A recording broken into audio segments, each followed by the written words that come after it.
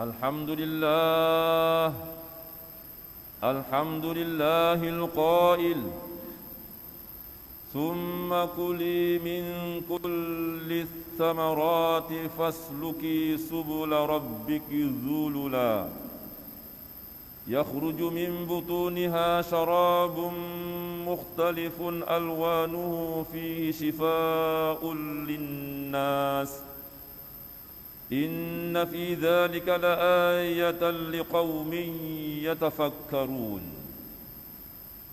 أشهد أن لا إله إلا الله وحده لا شريك له وأشهد أن محمدًا عبده ورسوله اللهم صل وسلم على سيدنا محمد وعلى آله وأصحابه أجمعين أما بعد فيا عباد الله اتقوا الله أوصيكم وإياي بتقوى الله فقد فاز المتقون قال الله تعالى في كتابه العزيز يا أيها الذين آمنوا أطيعوا الله وأطيعوا الرسول وأولي الأمر منكم فإن تنازعتم في شيء فردوه إلى الله والرسول إن كنتم تؤمنون بالله واليوم الآخر ذلك خير وأحسن تأويلا. Surah An-Nisa ayat 59. Bermaksud, wahai orang yang beriman, ta'alah kamu kepada Allah dan ta'alah kamu kepada Rasulullah dan kepada ulil amri, yaitu orang yang berkuasa daripada kalangan kamu. Kemudian jika kamu berbantah-bantah berselisihan di dalam sesuatu perkara, maka hendaklah kamu mengembalikannya kepada kitab Allah, yaitu Al-Quran dan As-Sunnah Rasulnya. Jika kamu benar-benar beriman kepada Allah dan hari akhirat, yang demikian adalah lebih baik bagi kamu dan lebih elok pula kesudahannya. Sidang jemaah yang dirahmati Allah sekalian, marilah kita meningkatkan ketakwaan kepada Allah Subhanahu wa taala dengan bersungguh-sungguh melaksanakan segala perintahnya dan meninggalkan segala larangannya. Mudah-mudahan kita mendapat rahmat dan keberkatan hidup di dunia dan di akhirat. Khutbah pada kali ini akan menghuraikan tajuk pencegahan dalam membendung wabak penyakit. Antara nikmat Allah Subhanahu wa taala yang perlu manusia syukuri ialah nikmat kesihatan. Nikmat kesihatan ialah satu nikmat yang amat bernilai dalam kehidupan manusia. Nikmat ini merupakan nikmat yang paling berharga setelah nikmat iman dan nikmat Islam. Dengan nikmat kesihatan, manusia dapat melakukan amal ibadah dengan baik dan dapat melakukan pelbagai kegiatan dalam kehidupan seharian. Sekiranya nikmat ini tidak dijaga dan dipelihara dengan baik, pastinya akan mendatangkan kesusahan dan kemudaratan kepada manusia. Oleh itu, agama Islam amat menitik beratkan soal penjagaan kesihatan dengan meletakkan beberapa ketetapan asas dalam mendepani sesuatu penyakit.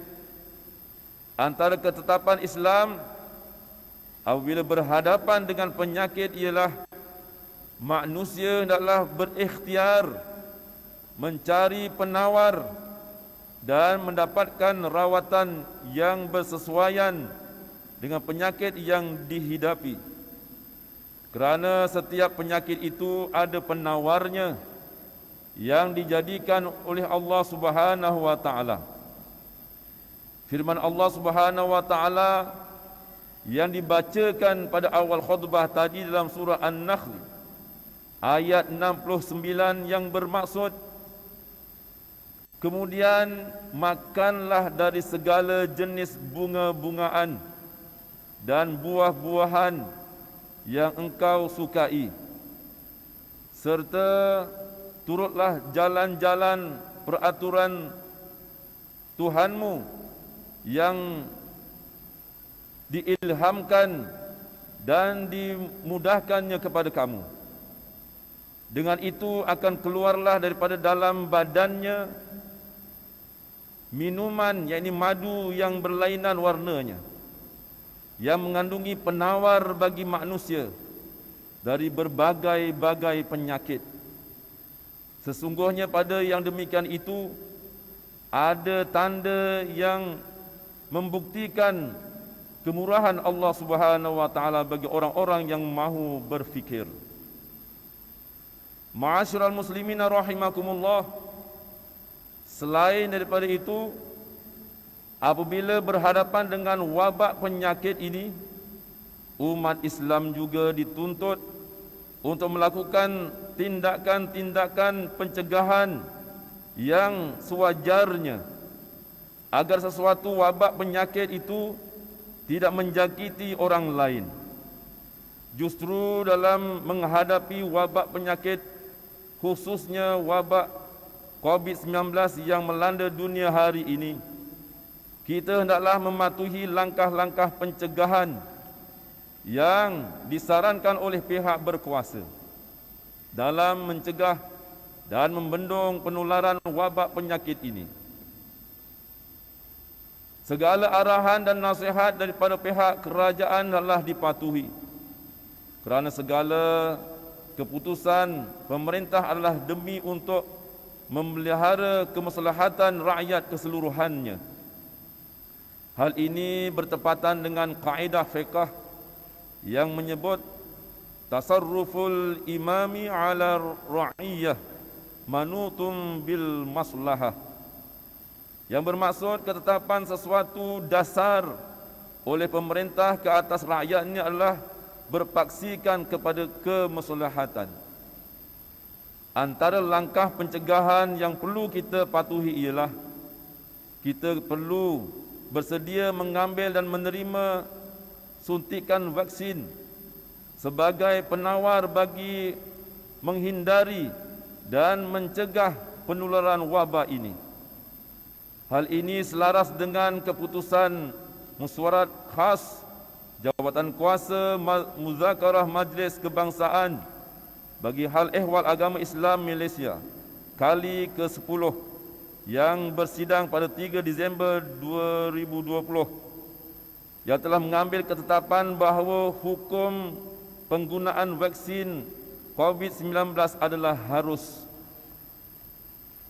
Di negeri Johor, Mesyuarat Jabatan Kuasa Fatwa Negeri Johor yang bertarikh 8 Disember 2020 juga telah memutuskan bahawa bagi golongan yang ditetapkan oleh kerajaan untuk mengambil vaksin seperti petugas barisan hadapan, maka hukumnya wajib bagi mereka mengambil vaksin tersebut.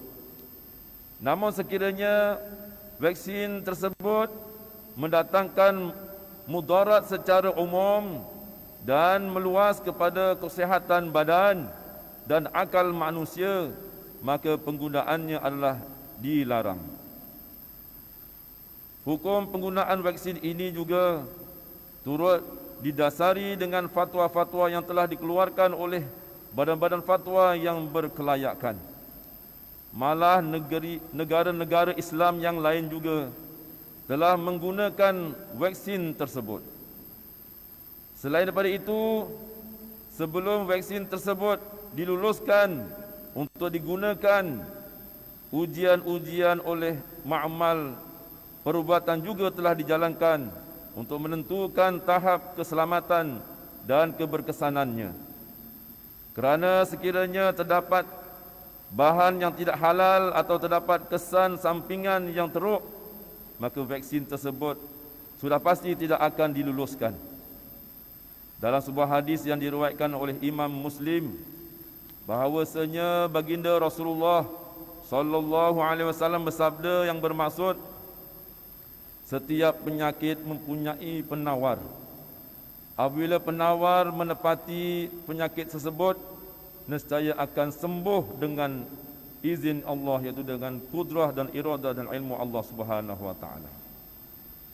Sidang jemaah yang dirahmati Allah sekalian, pada hari ini kita dapat melihat ada dalam kalangan masyarakat kita yang tidak memahami kepentingan vaksin kepada kehidupan manusia. Sedangkan pengambilan vaksin COVID-19 pada ketika ini adalah menjadi perkara yang sangat penting kepada masyarakat. Kepentingan yang paling utama adalah untuk melindungi diri kita sendiri dan juga orang lain. Mereka yang tidak mengambil vaksin ini berkemungkinan mudah untuk mendapat jangkitan, malah dibimbangi juga boleh menyebabkan kehilangan nyawa berbanding mereka yang mengambil vaksin. Hal ini demikian kerana mereka yang mengambil vaksin akan dapat mencegah jangkitan daripada berlaku dan mereka akan dapat melindungi orang lain yang tidak boleh menerima vaksin tersebut. Apabila sebahagian besar masyarakat telah melindungi daripada jangkitan sesuatu penyakit, tentu sekali jangkitan wabak ini akan dapat dikurangkan dan akhirnya seluruh masyarakat akan terlindung daripada jangkitan wabak penyakit ini. Sidang jemaah yang dirahmati Allah sekalian, sebagai penegasan bagi mengakhiri khutbah pada kali ini, mimbar ingin menyeru jemaah sekalian, sebagai ahli masyarakat, kita perlu bertanggungjawab untuk melindungi diri kita dan orang lain daripada sebarang jangkitan wabak penyakit. Hal ini kerana pencegahan daripada sebarang bentuk gejala yang boleh menjejaskan kesihatan dan nyawa manusia adalah menjadi keutamaan dalam ajaran agama Islam. Semua penyakit perlu dicegah, dihindari, dirawati dan diobati. Marilah kita mengambil langkah-langkah pencegahan yang disarankan oleh pihak pemerintah untuk kemaslahatan umat demi memelihara maqasid syariah, iaitu menjaga nyawa manusia. Firman Allah Subhanahu wa taala dalam surah At-Taghabun ayat yang ke-11. Ma asaba min musibatin illa biiznillah wa man yu'min billahi yahdi qalbah wallahu bikulli syai'in alim. Yang bermaksud, tidak ada kesusahan atau bala bencana yang menimpa seseorang melainkan dengan izin Allah, iaitu dengan kudrah, iradah dan ilmu Allah. Dan sesiapa yang beriman kepada Allah, Allah akan memimpin hatinya untuk menerima apa yang telah berlaku itu dengan tenang dan sabar. Dan Allah amat mengetahui akan tiap-tiap sesuatu. Barakallahu li wa lakum bi Qur'anil azim wa nafa'ani wa iyyakum bima fihi minal ayati wa dzikril hakim wa taqabbala minni wa minkum tilawatahu innahu huwas samiul alim.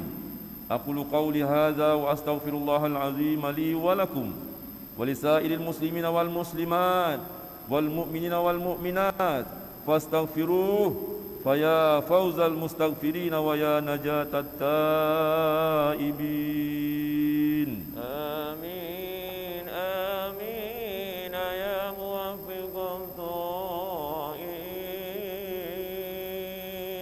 وفقنا لطاعتك أجمعين وتب علينا وعلى المسلمين وفي الذنب من يقول أستغفر الله العظيم أستغفر الله.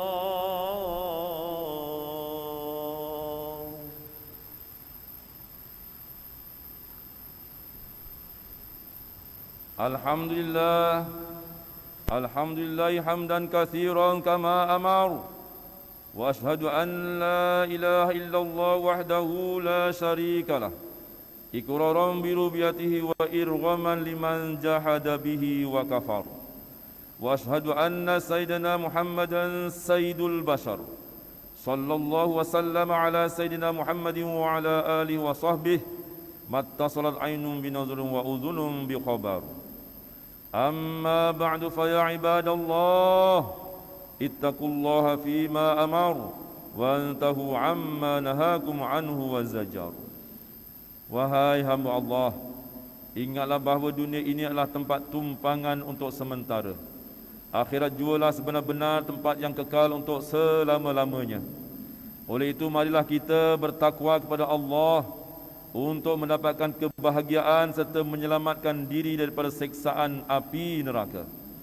Allah berfirman dalam surah Al-Ahzab ayat 56. Inna Allaha wa malaikatahu yusalluna 'alan nabi. Ya ayyuhalladzina amanu sallu 'alaihi wa sallimu taslima. Yang bermaksud sesungguhnya Allah dan malaikatnya berselawat memberi segala penghormatan dan kebaikan kepada Nabi Muhammad sallallahu alaihi wasallam. Wahai orang yang beriman, berselawatlah kamu kepadanya serta ucapkanlah salam sejahtera dengan penghormatan yang sepenuhnya. Allahumma salli wa sallim ala Sayyidina Muhammad wa ala alihi Sayyidina wa maulana Muhammad. Marilah kita bermohon kepada Allah Subhanahu wa taala semoga Allah meridai khalifah-khalifah Rasulullah sallallahu alaihi wasallam, yaitu Sayyiduna Abu Bakar As-Siddiq radhiyallahu an, Sayyiduna Umar bin Al-Khattab radhiyallahu an, Sayyiduna Uthman bin Affan radhiyallahu an, dan Sayyiduna Ali bin Abi Talib radhiyallahu an, dan sahabat-sahabat baginda yang sama-sama berjuang menegakkan agama Allah yang maha suci ini radhiyallahu anhum. Seterusnya kepada bapa saudara junjungan kita Sayyiduna Hamzah dan Sayyiduna Abbas radhiyallahu anhuma, cucunda baginda Sayyiduna Hasan dan Sayyiduna Husin radhiyallahu anhuma, putri-putri baginda Sayyidatuna Fatimah Az-Zahra dan lain-lainnya radhiyallahu anhun, isteri-isteri baginda Sayyidatuna Khadijah, Sayyidatuna Aisyah dan lain-lainnya radhiyallahu anhun. Kepada sekalian keluarga, sahabat-sahabat, pengikut sahabat radhiyallahu anhum dan yang menuruti mereka itu dari semasa ke semasa hingga hari kiamat. Allahumma ighfir lil muslimina wal muslimat wal mu'minina wal mu'minat al ahya'i minhum wal amwat. Ya Allah, ampunkanlah sekalian kaum muslimin dan muslimat, mukminin dan mukminat, sama ada yang masih hidup ataupun yang telah meninggal dunia. Ya Allah, pelihara, lindungi, jauhi dan selamatkanlah apalah kiranya diri kami, zuriat keturunan kami, keluarga kami, umat Islam keseluruhannya daripada apa jua bala dan bencana, wabak dan penyakit, segala mara bahaya, kesusahan dan keburukan. Ya Allah, kurniakanlah kemuliaan dan kesejahteraan kepada mereka yang berjihad dan menafkahkan hartanya ke jalan-Mu seperti pembayar-pembayar zakat, pewakaf-pewakaf dan seumpamanya.